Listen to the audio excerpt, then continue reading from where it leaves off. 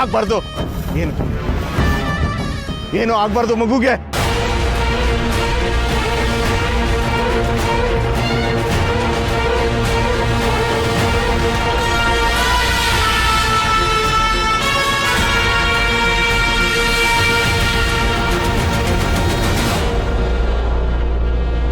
ಭೂಮಿ 1, ಸೂರ್ಯ ಚಂದ್ರ 2.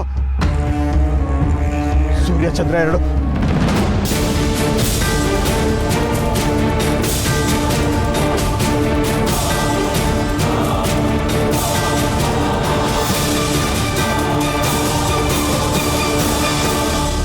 ಮಂದಿರ ಕಾಪಾಡ್ತಾರೆ.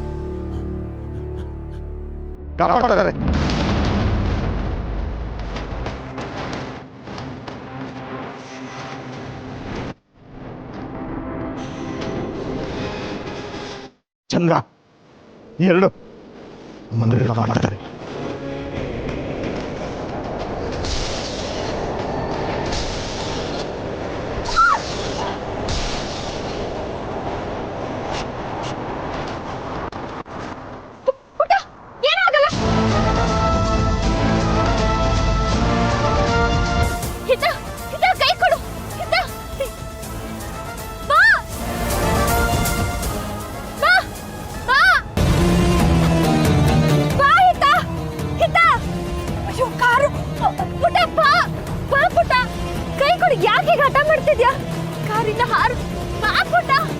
ಯಾವುದೇ ಕಾರಣಕ್ಕೂ ನೀನು ಕಾರಿಂದ ಹೊರಗಡೆ ಬರೋ ಹಾಗಿಲ್ಲ. ಬಂದ್ಯೋ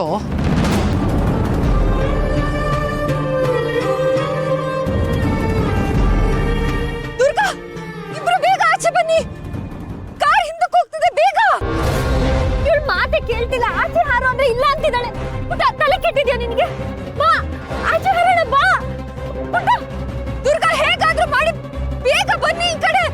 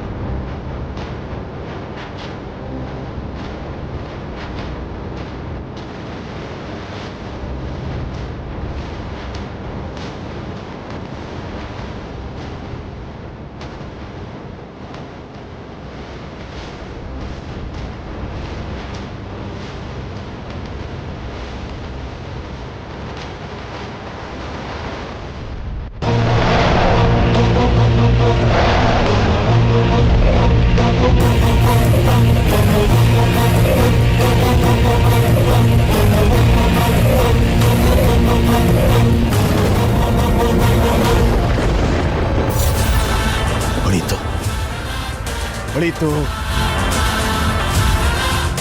ಬೆಳಕು. ಬೆಳಕಲ್ಲ ಇದು, ದರ್ಶನ. ಕಣ್ಣಿಗೆ ಕಂಡಿದ್ದು ಕಾಣದೇ ಇರೋದು ಎಲ್ಲ ಕಾಣಿಸ್ತದೆ. ಸುಗಮವಾಗತ್ತೆ, ಎಲ್ಲ ಸುಗಮವಾಗತ್ತೆ.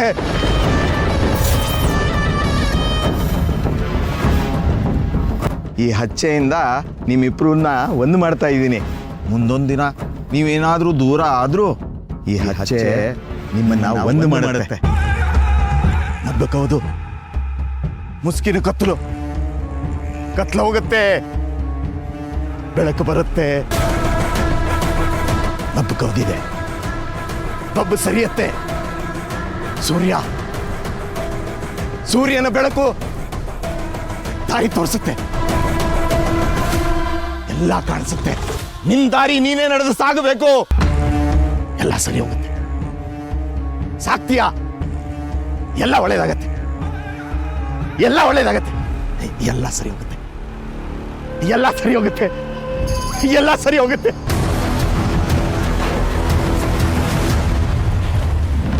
ನನ್ನ ಮಗಳು ಹಿತ ದೇವ್ರೆ, ಸತ್ಯ ನನಗೆ ಇಷ್ಟೊತ್ತು ಶಕ್ತಿ ಇರಲಿಲ್ಲ, ಆದರೆ ದುರ್ಗಾ ನನ್ನ ಕೈ ಹಿಡ್ಕೊಂಡ ತಕ್ಷಣ ಶಕ್ತಿ ಬಂತು. ಅಂದರೆ ದುರ್ಗಾ ನನ್ನ ಜೊತೆಲೇ ಇದ್ರೆ ನಾನು ನನ್ನ ಮಗಳನ್ನ ಕಾಪಾಡ್ಕೋಬೋದಾ? ಹತ್ರ ಬರ್ಬೇಡ. ಸ್ವಲ್ಪ ಆದ್ರೂ ಜವಾಬ್ದಾರಿ ಇದೆಯಾ ನಿಮ್ಗೆಲ್ಲ? ಒಂದ್ಸಲ ಸರಿ, ಇದು 2ನೇ ಸಲ ಅಲ್ಲ.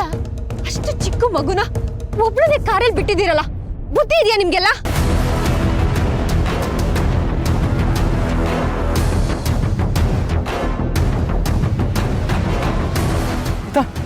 ಪುಟ ಕಿತ್ತಾಗೇನೋ ಆಗಿಲ್ಲ ತಾನೆ? ಈ ಕಾಳ್ಜಿ ಅವಳ ಕಾರಲ್ಲಿ ಒಬ್ಳನ್ನೇ ಬಿಡ್ಬೇಕಾದ್ರೆ ಇರ್ಬೇಕಿತ್ತು. ಪ್ರಾಣ ಅಂದ್ರೆ ಅಷ್ಟು ಸಲೀಸ ನಿಮ್ಗೆಲ್ಲ? ದಯವಿಟ್ಟು ನಾನು ಹೇಳೋದನ್ನ ಸ್ವಲ್ಪ ಕೇಳಿ. ಏನ್ರಿ ಕೇಳ್ಬೇಕು? ನಿಮ್ಮಂತ ಬೇಜವಾಬ್ದಾರಿ ತಂದೆನ ನಾನು ಎಲ್ಲೂ ನೋಡಿಲ್ಲ.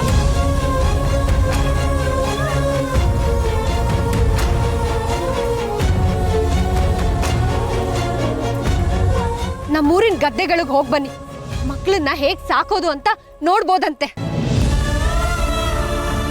ರಣ ಬಿಸಿಲಲ್ಲಿ ಬೇವು ಸುರಿಸ್ತಾ ಅವ್ರು ದುಡಿತಾ ಇದ್ರು, ಮಕ್ಕಳನ್ನ ಕಂಕ್ಳಲ್ಲಿ ಕೂರ್ಸ್ಕೊಂಡಿರ್ತಾರೆ.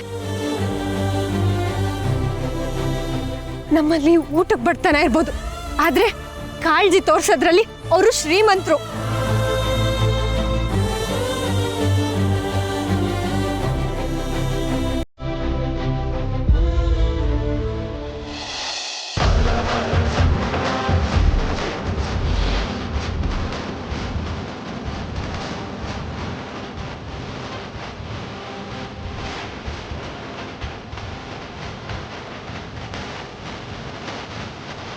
ದುರ್ಗೆ ಆಡ್ಬಿಟ್ಲು ಸತಿ ಎದ್ನಿಕ್ಕೆ ಆಡ್ಬಿಟ್ಲು. ನೀನು ಪ್ರಾಣ ನೀನು ಅವಳಿಗೆ.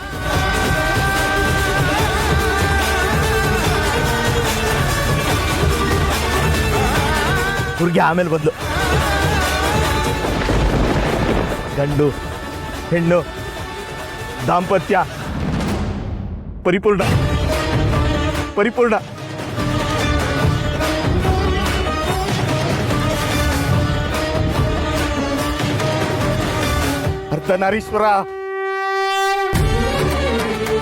ಅರ್ಧನಾರೀಶ್ವರ ಹೆಣ್ಣು ಭಾವನೆ ಗೊತ್ತು ನಿನಗೆ. ನೀನೇ ದಿಕ್ಕು.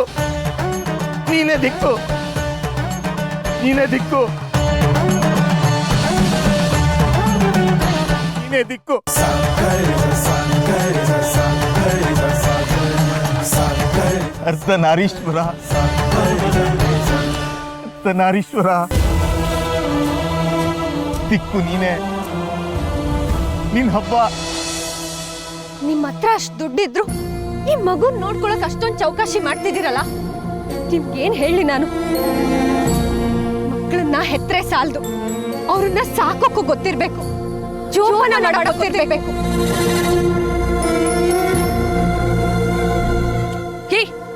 ಬಾಯಿ ಮುಚ್ತೀಯಾ? ಎಷ್ಟು ಮಾತಾಡ್ತೀಯ ನೀನು? ಅವತ್ತೇ ಹೇಳಿದೆ ತಾನೆ ನಿನ್ಗೆ. ಏನು ಮತ್ತೆ ದುಡ್ಡು ಬಿಸಾಕ್ತ್ಯಾ? ನೀನ್ ಬಿಸಾಕೋ ದುಡ್ಡಿಂದ ಏನ್ ಬೇಕಾದ್ರೂ ಖರೀದಿ ಮಾಡ್ಬೋದು ಅನ್ಕೊಂಡಿದ್ಯಾ? ಅಮ್ಮನ್ ಕಾಳಜಿ, ಮಕ್ಕಳ ಪ್ರೀತಿ ಇದ್ಯಾವುದು ದುಡ್ಡಿಂದ ಸಿಗಲ್ಲ. ಒಂದ್ ಪ್ರಾಣದ ಬೆಲೆ ಮುಂದೆ ನಿನ್ ದುಡ್ಡೇನು ದುಬಾರಿ ಅಲ್ಲ. ನೋಡು, ಮಾತು ಹದ್ಮೀರ್ತಾ ಇದೆ.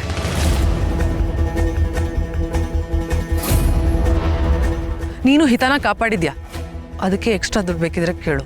ನಿನ್ನ ಹತ್ರ ಅಷ್ಟೊಂದು ದುಡ್ಡು ಜಾಸ್ತಿ ಆಗಿದ್ರೆ ಯಾವ್ದಾದ್ರೂ ಆಯನ ನೇಮಕ ಮಾಡಿ ಆ ಮಗು ಜೊತೆ ಇಡೀ ದಿನ ಇರೋ ಹಾಗೆ ಮಾಡು. ಅವಾಗ ಆಯಾಗೆ ಅದೇ ದುಡ್ಡನ್ನ ಸಂಬಳದ ರೀತಿಲಿ ಕೊಡು.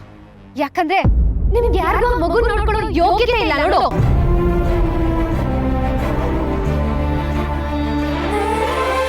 ಏಯ್, ಏನು ಯೋಗ್ಯತೆ ಬಗ್ಗೆ ಮಾತಾಡ್ತಾ ಇದೀಯಾ? ಅತ್ತೆ,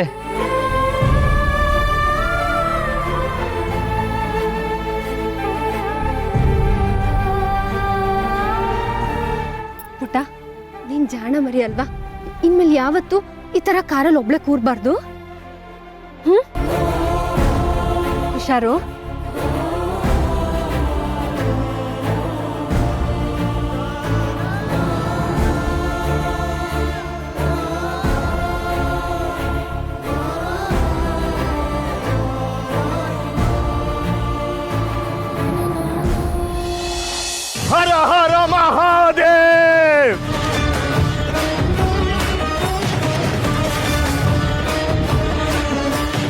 ಶಂಭೋ ಶಂಕರ, ಹರ ಹರ ಮಹಾದೇವ್, ಹರ ಹರ ಮಹಾದೇವ್. ಅಲ್ಲೊಬ್ಬ ಸೂರ್ಯ, ಇಲ್ಲೊಬ್ಬ ಸೂರ್ಯ, ಅರ್ಧ ಸೂರ್ಯ ಸೇರಿ ಪೂರ್ಣ ಸೂರ್ಯ. ಬೇರೆ ಅಲ್ಲ, ಎಲ್ಲ ಒಂದೇ. ನೀನು, ಅವಳು, ನಾನು, ಎಲ್ಲ ಒಂದೇ, ಎಲ್ಲ ಒಂದೇ. ಬೆಸೆಯೋದು ರಕ್ತ, ಬೆಸೆಯೋದು ರಕ್ತ, ರಕ್ತ ಸಂಬಂಧ, ಬೆಸೆಯೋದು ರಕ್ತ ಸಂಬಂಧ. ಎಲ್ಲ ಒಂದೇ, ಎಲ್ಲ ಒಂದೇ.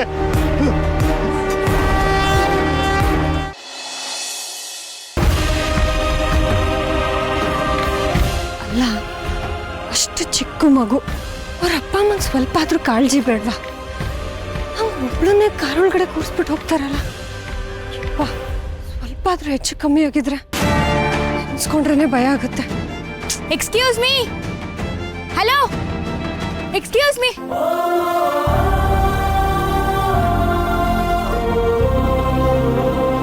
ನೀವು ಹುಡುಗಿ ಜೊತೆ ಇದ್ದಿದ್ದಲ್ವಾ? ಏನಾಗ್ಬೇಕಾ ಹುಡುಗಿ ನಿಮ್ಗೆ?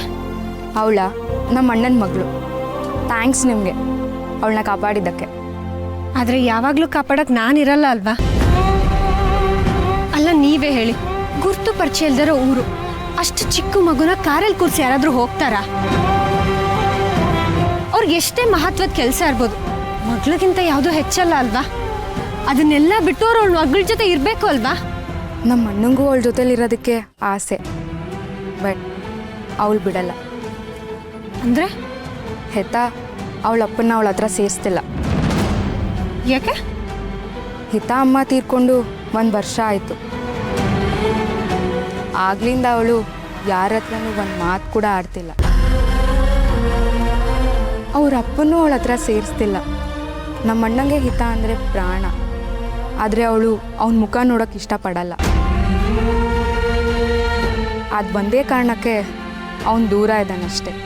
ಹಾಗಂತ ಅವಳ ಮೇಲೆ ಕಾಳಜಿ ಇಲ್ಲ ಅಂತಲ್ಲ, ಬಿಟ್ಟದಷ್ಟಿದೆ.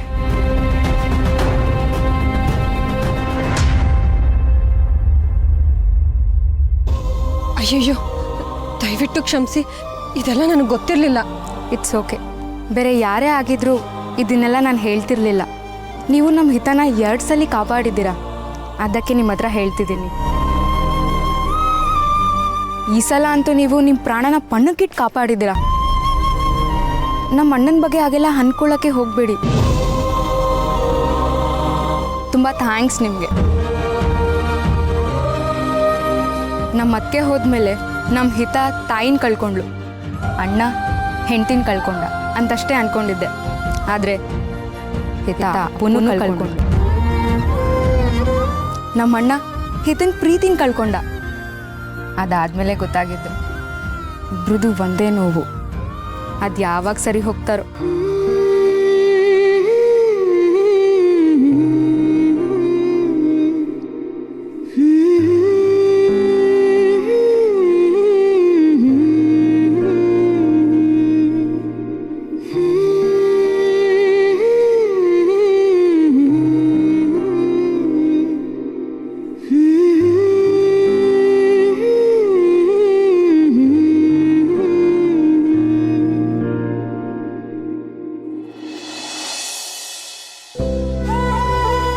ನಿಮ್ಮಂತ ಬೇಜವಾಬ್ದಾರಿ ತಂದೆನ ನಾನು ಎಲ್ಲೂ ನೋಡಿಲ್ಲ.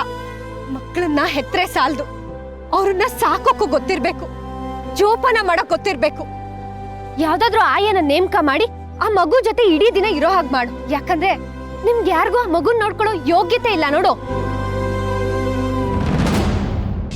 ಪೆಟ್ರೋಲ್ ಮಾಡಬೇಡ, ಬಿಡು, ಲೂಸ್ ಬಿಡು, ಲೂಸ್ ಬಿಡು, ಲೂಸ್ ಬಿಡು, ಹಂಗೆ ಲೂಸ್ ಬಿಡು. ಬಸ್ ಹೋಗ್ಬೇಕು ತಾನೆ, ಇಲ್ಲಿ ಕಾಲು ತೋರಿಸು.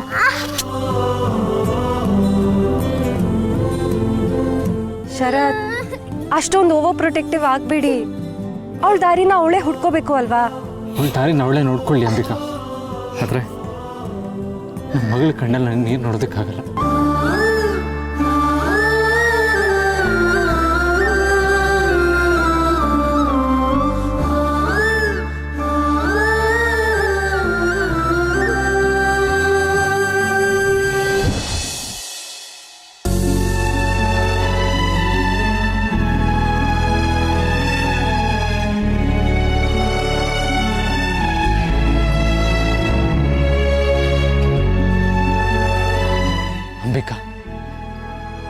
ನಾನು ಒಳ್ಳೆ ತಂದೆ ಆಗಲಿಲ್ಲ.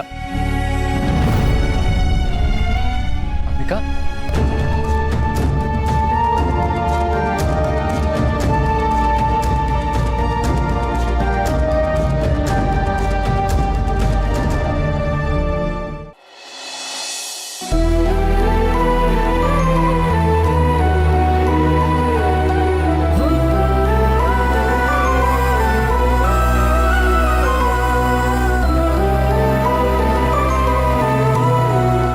ಸರಿಯಾದ ಸಮಯಕ್ಕೆ ದುರ್ಗಾ ಬಂದಿರಲಿಲ್ಲ ಅಂದಿದ್ರೆ ಆ ಪರಿಸ್ಥಿತಿನ ನೆನೆಸ್ಕೊಳ್ಳೋದಕ್ಕೂ ನನ್ನ ಕೈನಲ್ಲಿ ಆಗ್ತಿಲ್ಲ. ತಾಯಿ, ಕೊನೆಗೂ ನಿನಗೆ ನನ್ನ ಕೂಗು ಕೇಳಿಸ್ತು. ನನ್ನ ಮಗಳನ್ನ ಕಾಪಾಡೋದಕ್ಕೆ ಅಂತಾನೆ ನೀನೇ ದುರ್ಗನ ಕಳಿಸಿದ್ಯಾ ಅಂತ ನನಗೆ ಅರ್ಥ ಆಯಿತು. ಅವತ್ತು ನಾನು ನಿನ್ನ ಹತ್ರ ಬಂದು ಬೇಡ್ಕೊಂಡೆ, ನನ್ನ ಮಗಳನ್ನ ಕಾಪಾಡೋದಕ್ಕೆ ನನಗೆ ಶಕ್ತಿ ಕೊಡು, ಇಲ್ಲ ನೀನೇ ಬಂದು ಕಾಪಾಡು ಅಂತ. ಆಗ ನೀನು ನನಗೆ ಈ ಊರಿನ ದಾರಿ ತೋರಿಸ್ದೆ. ನಾನು ಹುಡ್ಕೊಂಡು ಇಲ್ಲಿಗೆ ಬಂದೆ. ಇಲ್ಲಿಗೆ ಬಂದಾಗ ದುರ್ಗಾ ನನ್ನನ್ನು ನೋಡೋ ಹಾಗಾಯಿತು, ನನ್ನ ಮುಟ್ಟೋದಕ್ಕಾಯ್ತು.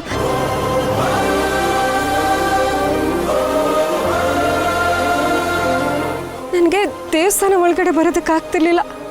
ದುರ್ಗಾ ನನ್ನ ಕೈ ಹಿಡ್ಕೊಂಡಾಗ ನನಗೆ ದೇವಸ್ಥಾನದ ಒಳಗಡೆ ಬಂದು ನಿನ್ನ ದರ್ಶನ ಪಡೆಯೋ ಹಾಗಾಯ್ತು. ಅವಳು ನನಗೆ ಪ್ರಸಾದ ಕೊಟ್ಟಾಗ, ನಿನ್ನ ಸೀರೆ ಕೊಟ್ಟಾಗ ನನಗೆ ಮುಟ್ಟೋದಕ್ಕಾಯ್ತು.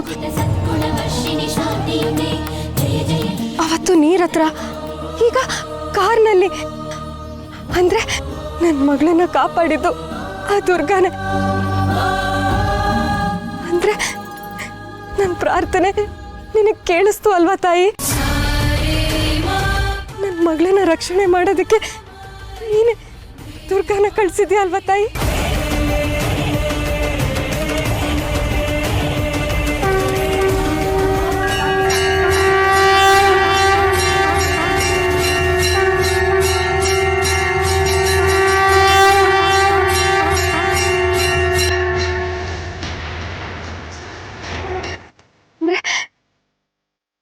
ದುರ್ಗಾನೇ ನನ್ನ ಮಗಳನ್ನ ಕಾಪಾಡೋದು. ದುರ್ಗಾನಿಂದ ಮಾತ್ರ ನನ್ನ ಮಗಳನ್ನ ಕಾಪಾಡೋದಕ್ಕೆ ಸಾಧ್ಯ.